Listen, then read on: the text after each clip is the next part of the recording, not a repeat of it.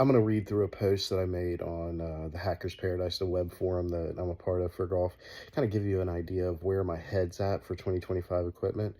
So first up, driver, no more pondering. I'm done, committed to the Dark Speed Adaptamax K. It's a great driver, very stable. I have another video out on that if you want to look at it.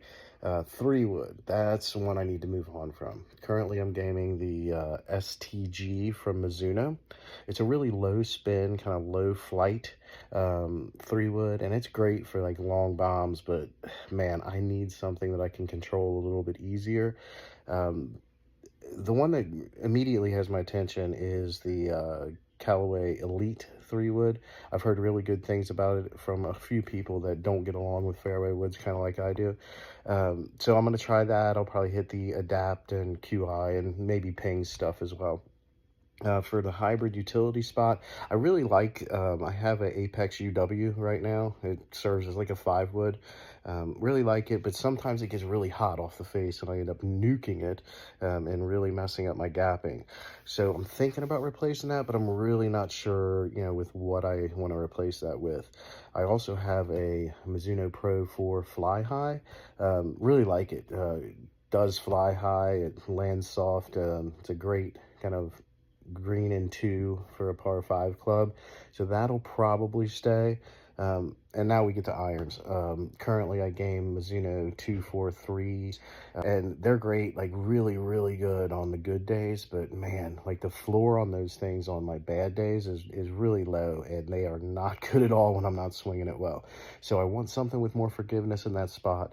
I've looked at Cobra King Tech, their new kind of forged-ish iron for 2025. I've also really interested in what Mizuno put out this week in regards to their 925 forged.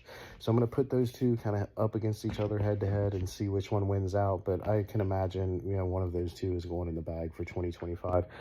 Then with wedges, that's another tough one. Mizuno put out some info this week in regards to a new, wedge that they're coming out with, which is the T1 and T3. They're, set to replace T24 and S23. The T3 is more of a more forgiving kind of wedge, and it seems like a good option for like a gap wedge or something. But I love the feel of Mizuno wedges. They're really good. On feel. Nothing feels like Mizuno, right? So Cleveland is a big contender in the wedge space for me this year.